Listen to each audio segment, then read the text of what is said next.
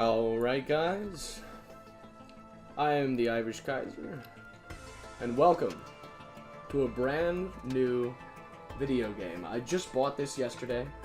It's currently, as of today is the last day of the sale, on sale for the same normal price, but you get not only a copy for yourself, but also a gift copy so that you can play with a friend. And the game I am talking about, of course, is Risk of Rain 2. Risk of Rain was a 2D roguelike platform shooter that I greatly enjoyed playing on my laptop. It was very low specs, very basic graphics, pixely, but it was beautiful. It was a fantastic game. Everything was absolutely amazing about it. I enjoyed it very much. I loved the enemy design, the character design, the whole upgrading and leveling up kind of system they have in here. But this is the sequel, and as you can tell from the home screen, it is no longer 2D. It is now a 3D third-person shooter. So, let's jump into a game. Play a little single player. So, when you start out playing the game, I'm going to put it on easy just so I can talk and not have to focus so much. When you start the game, this will be the character you have, the Commando. He's the kind of this super basic, very easy to understand character. He's the same starting character that you got in the original Risk of Rain. He has all ranged attacks, no melee skills. His double tap, which is just his primary fire. His phase round, which is his secondary fire, which fires a piercing bullet that does a ton of damage. Tactical dive, it's basically just a roll, a dodge roll, like kind of similar to what you see in Dark Souls, where you do get iframes for the duration. And then suppressive fire, is just an ability that makes it so basically you shoot really quickly. Now, the second character I unlocked was the Huntress. I don't exactly recall how I unlocked her. I believe I can look at that. Survivors. Yeah, it's not telling me. I believe you unlock this character for completing the first stage teleporter, which is the main objective per level, is to complete the teleporter. You get him after completing that first level teleporter 5 times, and I believe you get her, the Huntress, after surviving the first 3 levels all the way through teleporter completion without dying a single time. So overall, not too difficult to get into. Quite a simple game. This character is, I personally cannot get a grasp on what I'm supposed to be doing. But you have this bow and arrow and a ton of different abilities that are quite good. But the main problem with this character, in my opinion, is the fact that it's lock-on. If you don't really feel like aiming, this can be a really good alternative for maybe for a more casual player, someone who doesn't really want to be jerking their mouse around like crazy. But she does quite good damage, very low health as to be expected, but she has great mobility, and Arrow Rain is a very good crowd control area AoE attack. Laser Glaive, this will bounce off a large number of enemies, and Strafe is just the basic attack. The one upside to this character is that you can use your M1 attack, your primary fire, while sprinting, which is extremely useful and definitely not to be underestimated. So there are also quite a few items in the game that pair directly with the sprinting ability, so she can take the benefits of those items to a whole nother level compared to the other. I don't have these 3 yet.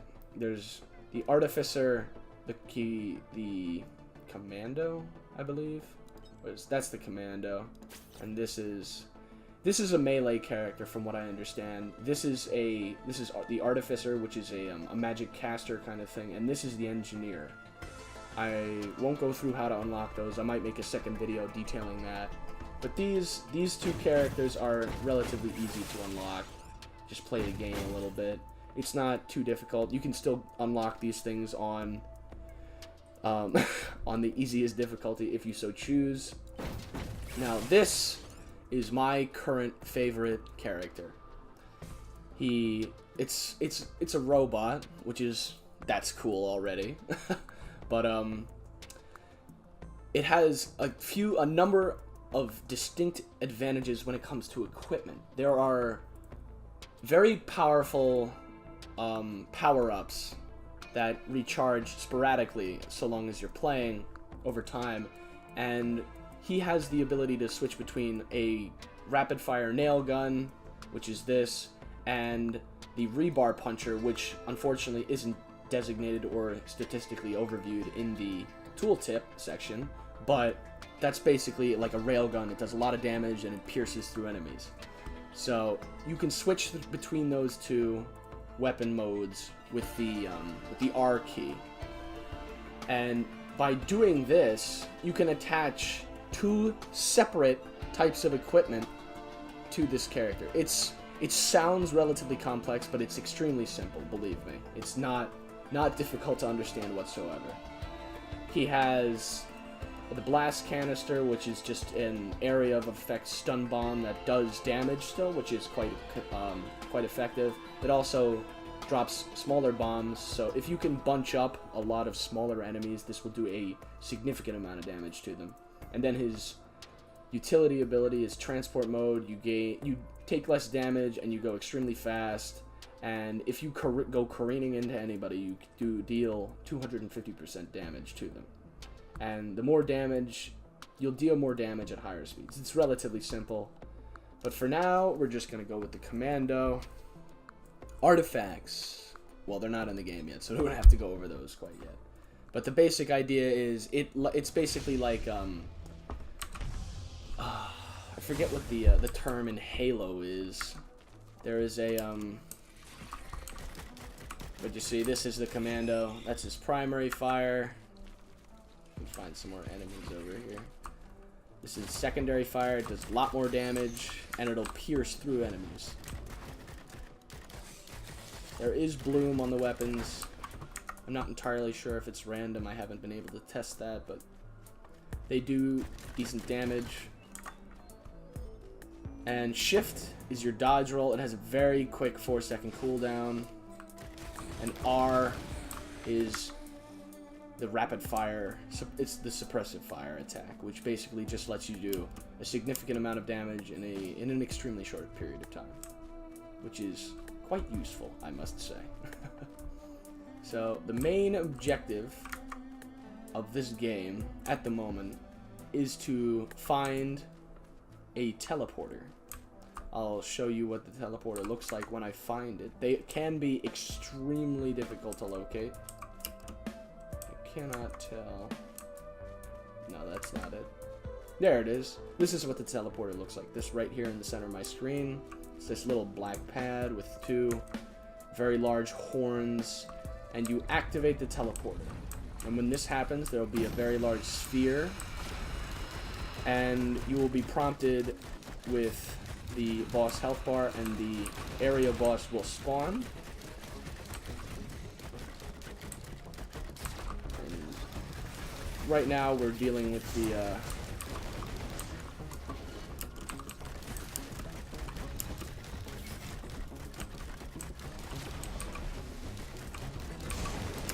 ooh, wow. I haven't played this character in a little while. Oh, see? And I died. It's not a very forgiving game, I do have to say. It is quite difficult. We'll keep it on easy. I'm obviously not prepared. But you don't always spawn in the same world. That is not usually the case. The fact that we got it twice in a row is rather odd, because there is no set level progression. There is no predetermined way things will progress.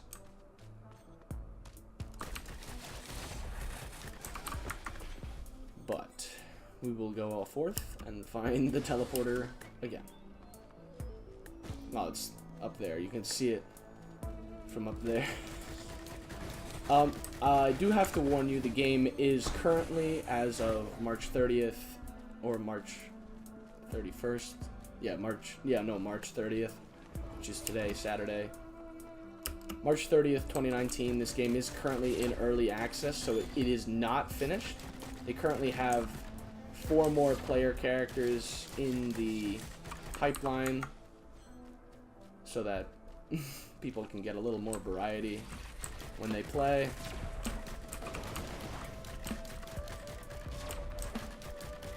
But the current cast, while small, is quite sufficient, and all of the characters feel very unique, and they all do separate things, which are all of them in their own way are useful.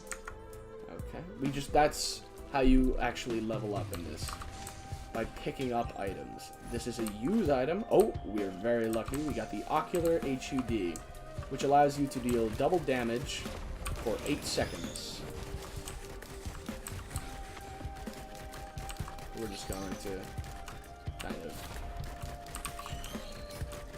do some damage to these guys, just so we can get a little more money, get a few more items, because it definitely was, whatever we had last time was not nearly enough. Alright. But yeah, it's especially fun to play this game with friends. I was playing this for the first time, actually, last night with one of my good friends from high school, whom I haven't talked to in a little while. A few months, I haven't really spoken to him. But we both shared a passion for the original title in this series, and so we decided to... Oop. And this game does have falling damage. I'm just going to mention this messages before I finish my my little story. But this game does have falling damage, and if you have a dodge roll ability, such as this character does, you can negate that fall damage by using your movement ability right before you hit the ground, which is quite useful, I must say. Alright, let's see if we can't get a little bit more money, so we can open that large chest. That large chest will give you much better items.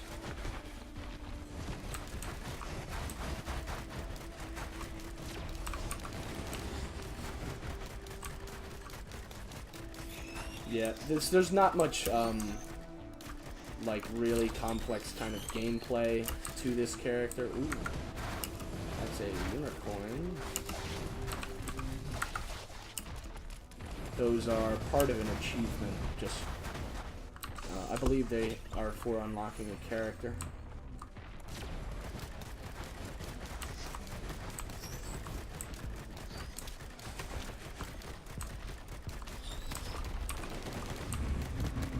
These big guys are called the golems. They have a very powerful ranged laser attack, which is currently being aimed at me. These little things are wisps, I believe they're just called, very simply. They're basically just really pesky, annoying, shooting turds. They're very, very aggravating, especially on my, on Multi, the robotic character, because he does not have a lot of accuracy with his primary fire in its main damage dealing form. The railgun still does quite good damage, but in terms of DPS, it's rather lacking.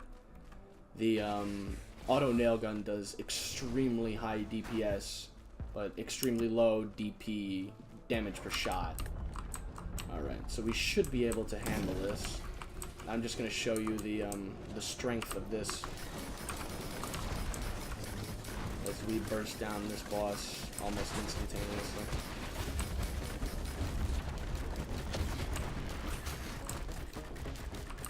Some of the bosses, this is the Greater Wisp. This is, I believe there are 3 of them total.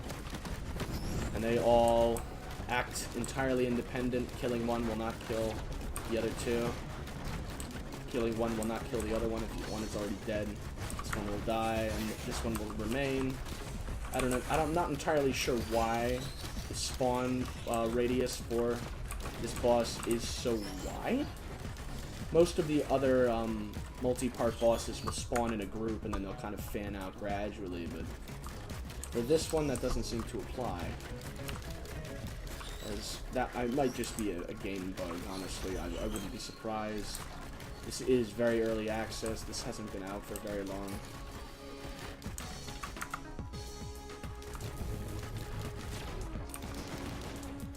There we go. Here he comes.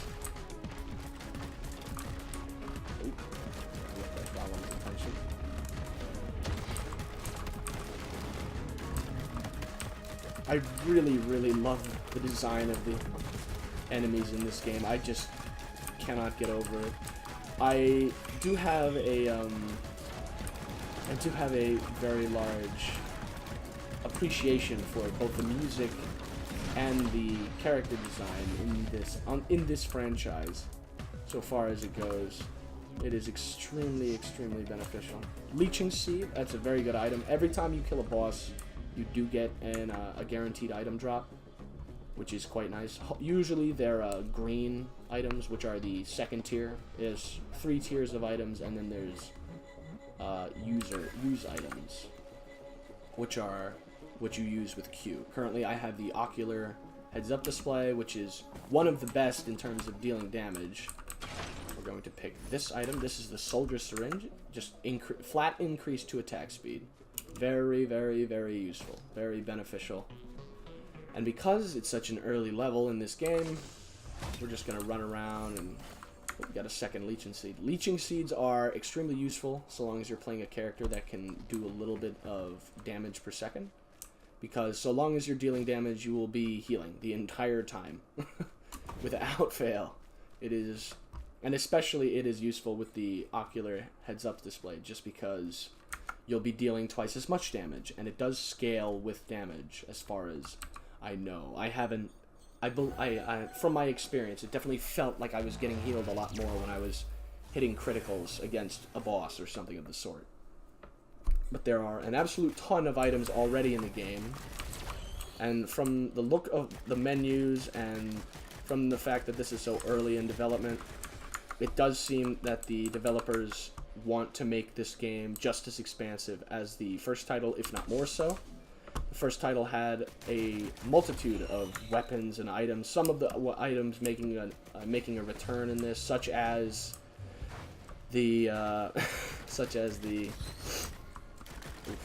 God, I'm losing my mind. Such as the Soldier Syringe and the Will-O-Wisp and the Leeching Seed, but other items such as the Old War Stealth Kit and the Cautious Slug, which we both have, are completely new and have never been in any previous title.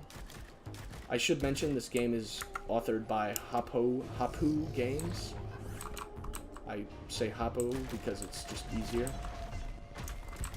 These things, these gigantic bells, they do an absolute ton of damage with these balls, but they have terrible aim, and so long as you're focusing on them, they don't really have much of a chance. When you loop through teleporters, because the game is it doesn't have as many worlds as I'm sure they are intending to add to it, but you will eventually, after completing a number of levels, loop through back to your first world, and you'll go through the same exact kind of set of levels a second time, though on a significantly higher difficulty, with many, many, many more enemies present, which will make it very, very difficult to survive. And that is the entire idea. And the threshold for just basically running around killing everything is, like, the difference between that and the preceding level the gap will kind of increase exponentially until you're facing normal enemies with 80 times the health they had at the last level or something absurd. So let's just activate the teleporter. Oh, this boss is very, very difficult to deal with.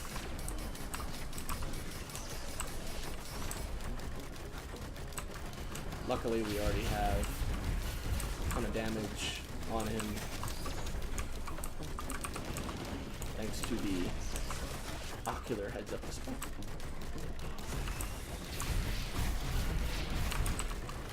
But the problem with this boss is that when it gets to quite low health, it'll do a very large AoE attack that does an extreme amount of damage. But luckily, we have 2 leeching seeds here, so long as we keep shooting, we should be perfectly alright.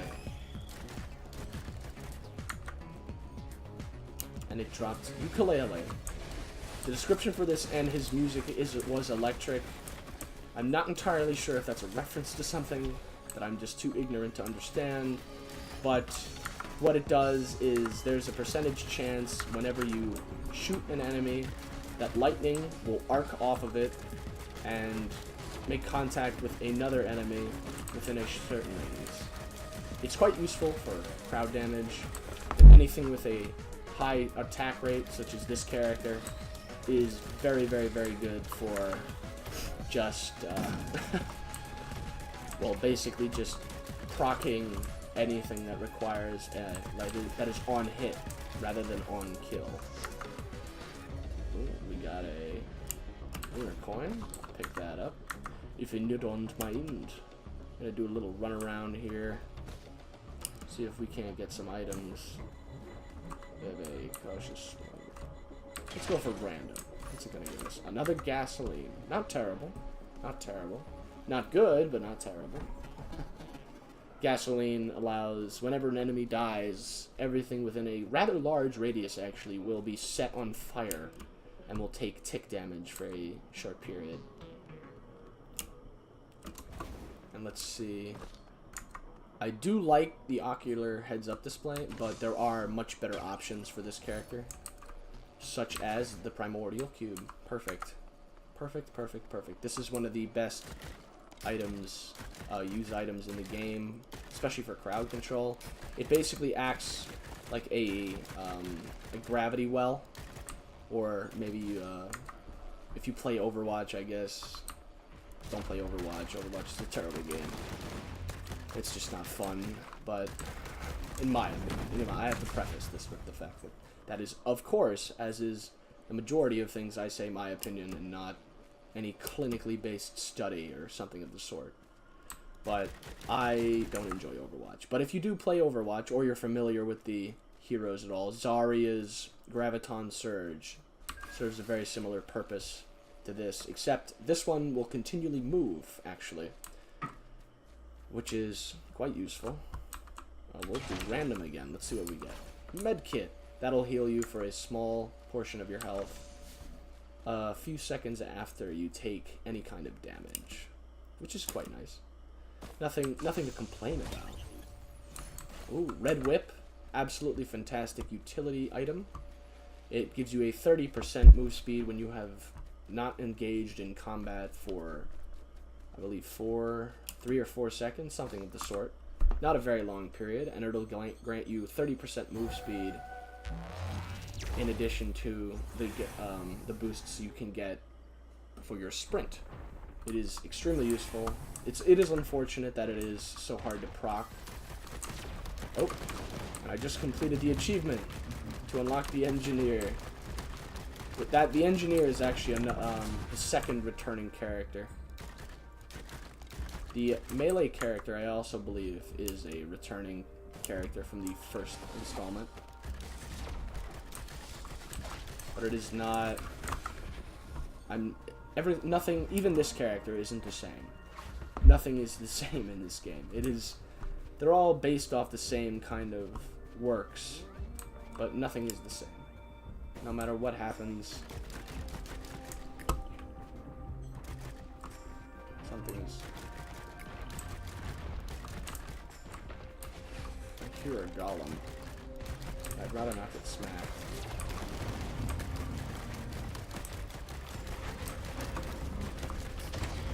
Yeah. Their attacks do quite a bit of damage, but they're very, very slow to charge, and they're relatively easy to stun if you have any kind of stun ability. So we'll just activate this. This boss is absolutely gorgeous. This was one of the relatively simple style bosses from the first game, but the third dimension has just made it infinitely more terrifying. This is the magma worm. It'll dive in and out of the ground at will. It doesn't do a ton of damage because we're on easy difficulty, of course, but it does a lot of damage so long as it continues to hit you.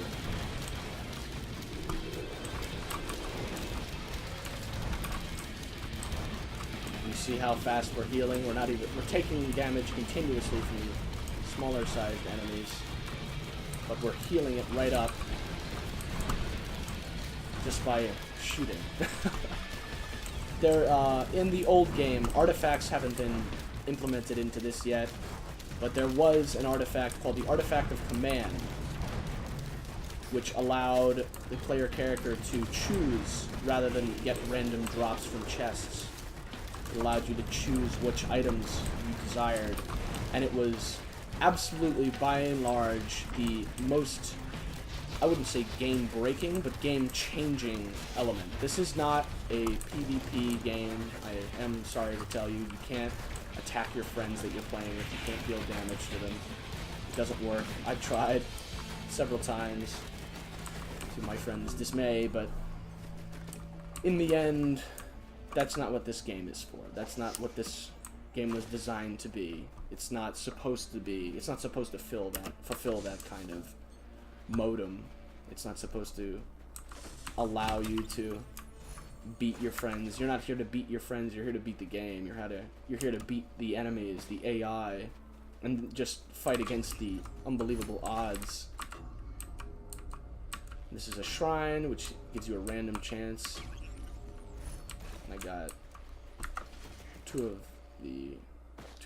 relatively poor items, especially for this character. The monster tooth, which is that necklace-looking icon, makes it so whenever you kill an enemy, they drop a very, very, very small orb that he'll heal like maybe 4 health.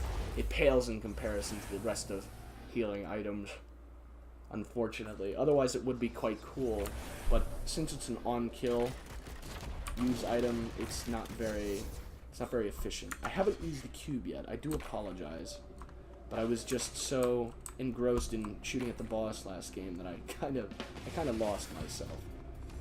This is kind of like the hellscape style area.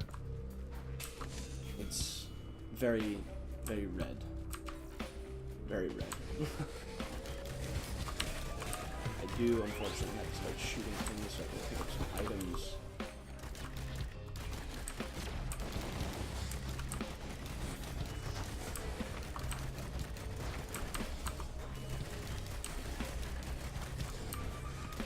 Every time you see a little arc go off, that's ukulele proccing.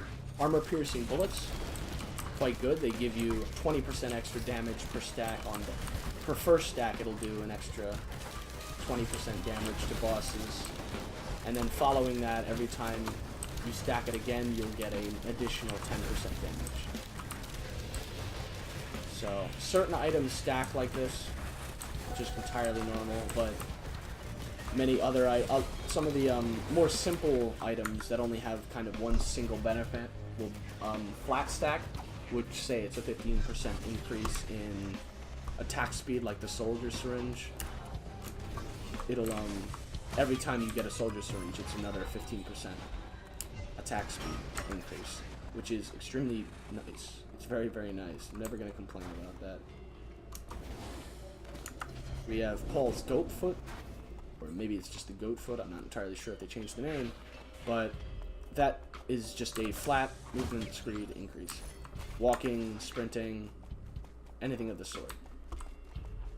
Now, I'm not very familiar with this map. This is probably the least played map of mine.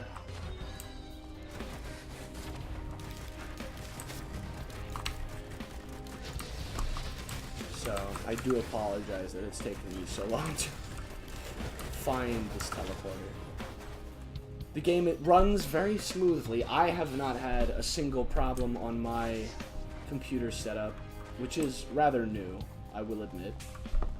Most of it is current or last gen parts, but I would warn you that my friend who's playing this on his laptop, because he doesn't have a desktop.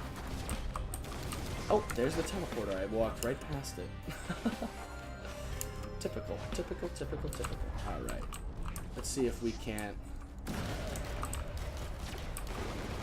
Oh, this boss teleports.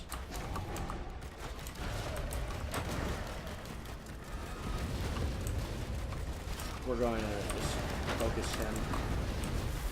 And, oh god, okay. Well, maybe we're not going to do that.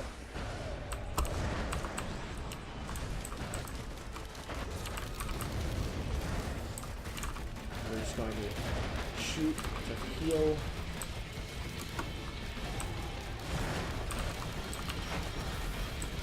Oh my god.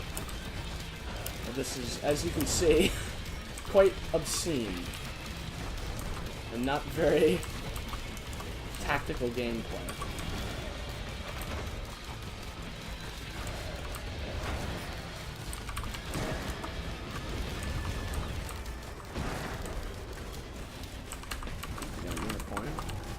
Dodge out of the way of the boss. They do give you some small indicators pertaining to where it's going to teleport. Oop. Such as he's going to teleport right there because there's that nice big red circle highlighting him.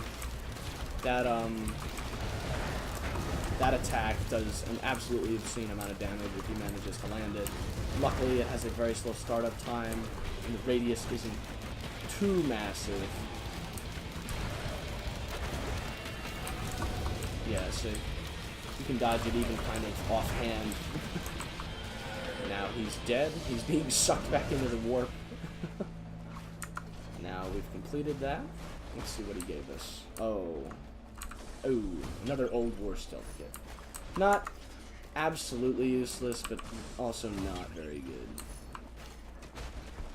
That was the tri-honed dagger, I do believe is what that is called, which will give you a chance to proc a bleed effect.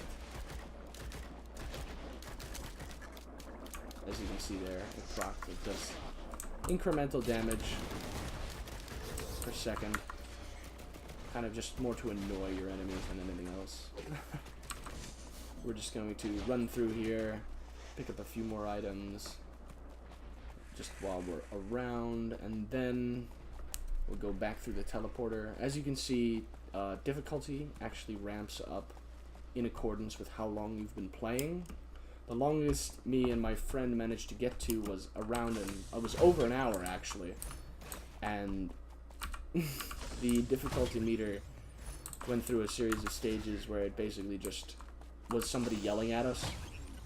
Like, I believe the first stage was I see you, and then it was I'm coming for you, and then after that it was just ha ha ha ha ha ha in all caps. That was the difficulty modifier. Quite funny. Quite funny. These shrines are the shrines of combat. They just summon some higher level enemies. Fight.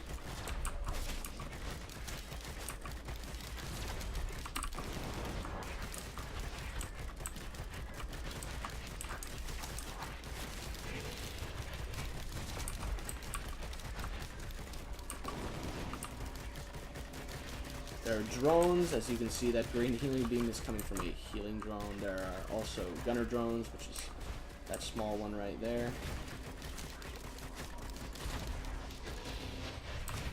Kill a few more of these. And the shrines do give you a relatively large amount of coins for... Oh, you got another ukulele? Another ukulele? Oh, I guess it's done.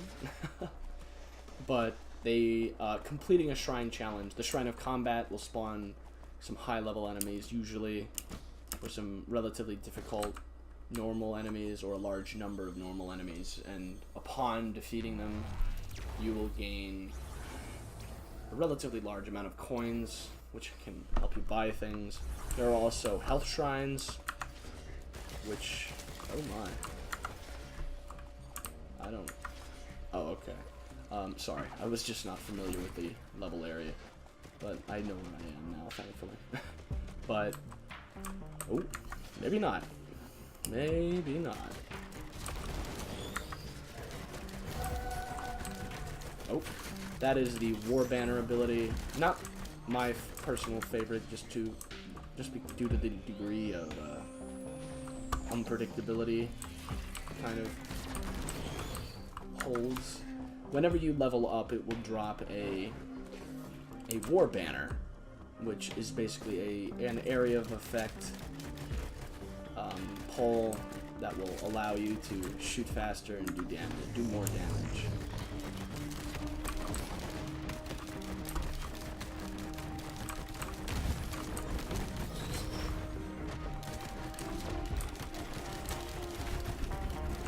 Oh, and if you fall off the map, it'll take a large portion of your health, and it'll stick you back up here. Let's activate this teleporter. Let's see, what do we get? Oh, and you see, because we're in a later level, we are getting 2 Stone Titans this time. Very, very interesting. We're going to have to hide, because their ranged attacks have perfect tracking, and it's very aggravating to deal with, unless you have cover.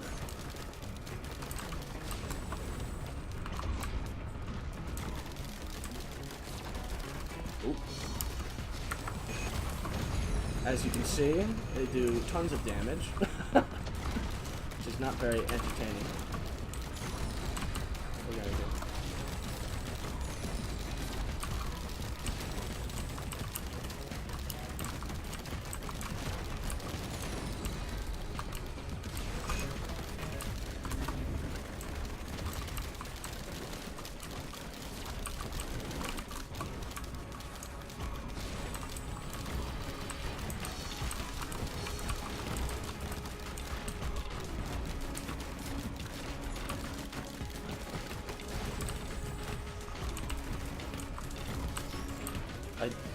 I'm just going to,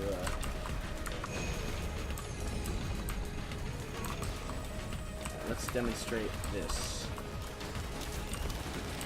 Let's see, it just sucks everything in. If you fire it into the ground, it won't move, which is helpful, but it also won't trap any newly spawned enemies, I don't believe.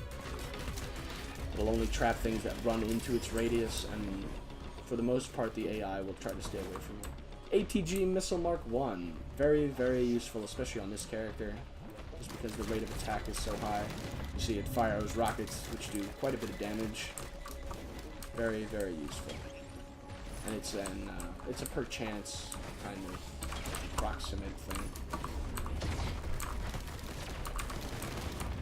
The golems, if you haven't already realized, just from the model design and the textures assigned to it, the golems are basically related to the Stone Titans. It's the same kind of deal. Let's see what we can get from this. Oh, let's get a new one. A new primordial cube. Excuse my English, my word. Get another healing drone. Well, why not? Why not? We have 2 healing drones and 2 gunner drones now. I'm usually not a huge fan of drones, just because they're... Well, I'd much prefer to spend my money on some more permanent upgrades, because drones can die, and they do die regularly, but they are still quite useful. I can't deny that. And now, we are on my favorite world, my favorite scenery, and it has nothing to do with the desert. I don't like the desert. I do not like the desert whatsoever.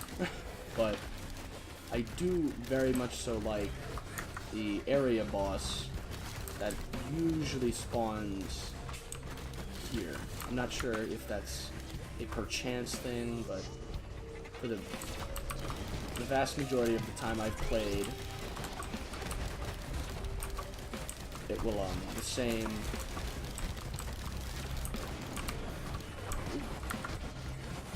Where are we?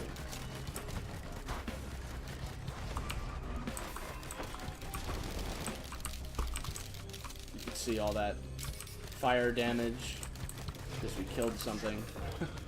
It lit everything else nearby on fire. We'll pick up another one of these just to proc bleed a little more frequently. Yep.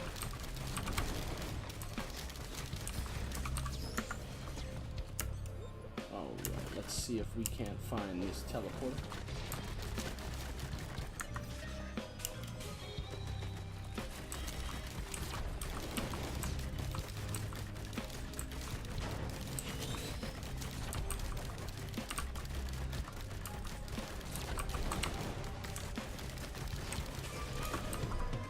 There's the teleporter. So before we actually do that, let us get another tri-tipped dagger. That way, we can bleed even more frequently, or at least for more damage. This, ladies and gentlemen, is the absolute coolest looking boss in the game, in my opinion, in my personal opinion. It's a giant octopus mech pot thing, and it is absolutely beautiful. Oh, and we have two of them. Okay, let's just get rid of one of them, I suppose. It will try to suck you in and heal.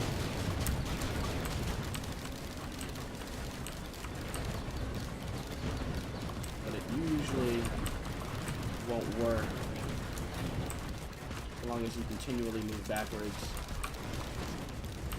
Alright, perfect. One of them down. And now we have our war banner directly where we need it to just absolutely melt this guy.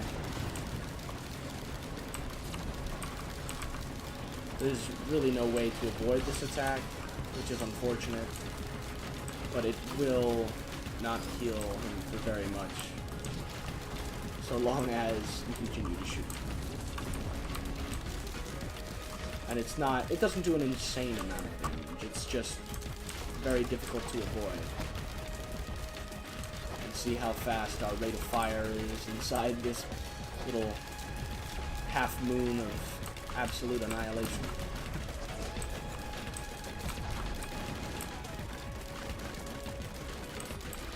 Bleed procs as many times as I want on this ancient wisp. Get that. Alright, now we can go out and search for some items. Very, very simple gameplay. It doesn't have to be extremely complex. You can really go in depth with what optimizes with what character and to what degree, and how many you should stack before the diminishing returns don't even become worth it, etc., etc. There are many things you can do like that, but you don't need to do that to play the game effectively. It's entirely inconsequential to how well you do, although it can benefit you just to understand what your equipment is. I know, for the most part, the numerical values assigned to these these items which I possess, which allows me to understand what I can and cannot expect from them, because the tooltips in themselves don't give you an exact picture of what you'll be getting for your money. Fuel cell. Oh, fuel cell is actually fantastic. It allows your use item, your Q use item, which has a very, very long cooldown, to be used twice concurrently. And it reduces the cooldown timing of all of them. Oh, and this is a red item. Increased jump height. Very interesting. And it allows you to ground pound, basically. Very good. Very cool. We are on insane difficulty currently, so we shall see if our skills are enough to keep us alive. Also, whenever you acquire a new item, it'll kind of get stuck onto your character model, which ensures for some very insane and entertaining kind of looks. Let's see if we can't find the teleporter relatively quick here. Ooh. And we can jump super high now. There is an item, the Hopoo feather, which is it is obviously named after the developers, but oh, there's the teleporter, perfect. But it allows you to, oh wow, that does an insane amount of damage.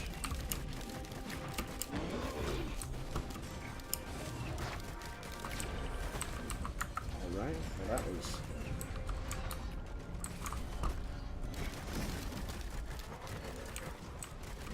Oh, we got magma worms. Likely we have multiple.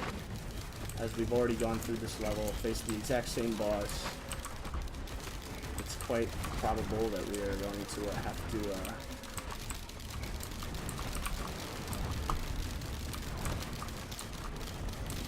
now this is exactly why. And due to all that damage, we now have a war banner, which is allowing us to deal damage at such an excessive rate, we can almost out-heal the boss's damage. But unfortunately, that's not quite enough.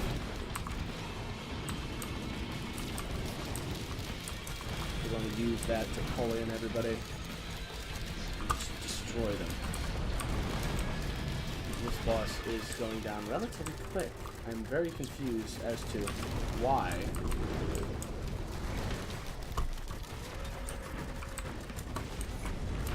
Usually this is not so simple at such a high level.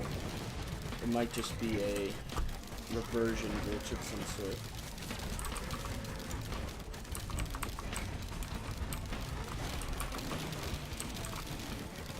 And there we go. See? It just makes it so much easier. So much simpler. Oh, and we have a celestial portal. Now, this is kind of the ultimate shop. This is where you can go to spend lunar coins.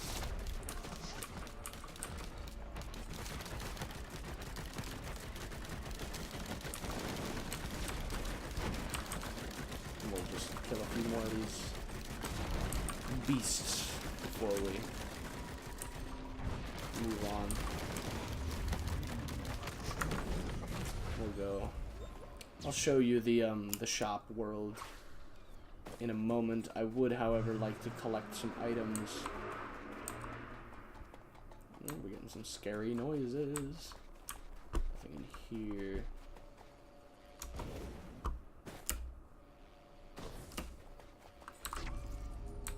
Okay. Those are one of the health. Ooh, excuse me. The the health statues, health temples. I mean, health shrines. That's what it is. And it will take 50%, 75%, 93%, and then I'm pretty sure it'll just kill you automatically. And it will give you a couple, like 100 and something gold. It is quite nice. It's good for so long as you're not going to be killed. But it also, let's get critical lens maker glasses. They allow you to, it'll give you a base level chance to do a critical hit on enemies. Ooh, we have enough for this. Will-o'-the-wisp, another very good crowd control item. And another lens maker goggles, so we have a higher percent chance to do double damage for free. And we will go through the magical portal that we have found. We are completely covered in items at this point. As you can see on the top bar, those are all the items we have currently, including how many we have stacked. We have 4 ukuleles, 3 daggers, and 3 personal shield generators, which are very good. Very good. All very good items. Hidden realm, a moment fractured. Huh. This is quite interesting.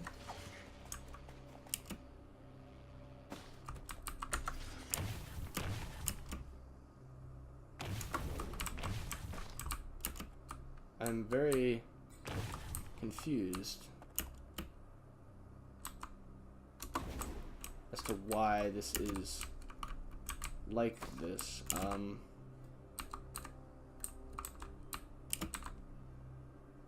I don't know what those are. They seem to be covered in magic chains of some sort. Oh, come now. Oh, that will be that. I'll go straight back to the start. How unfortunate. So it seems we'll have to parkour our way through. I don't know, if there is no fall damage. Well, that's good. Oh, okay, well, I did not mean to do that. Thank you. Very odd game physics.